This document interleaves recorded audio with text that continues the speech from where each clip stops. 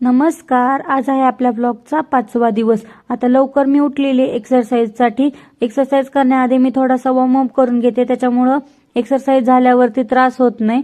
Exercise झाल्यावरती मी कपालभाती, अनुलोम विलोम आणि meditation करून घेते. ह्याचे खूप फायदे आहेत आपल्याला. हे नेहमी एक्सरसाइज नंतरून केलं पाहिजे, किंवा एक्सरसाइज नसेल जरी करत तरी हे एवढं जरी केलं तरी बास होतं. कारण आजकाल सगळ्या भाज्या, फ्रूट्स वगैरे सगळं फवारणीचं निघलेलं आहे. फवारणीमुळं आपल्याला त्रास होतो आणि आजारी पडण्याचे चान्सेस भरपूर असतात.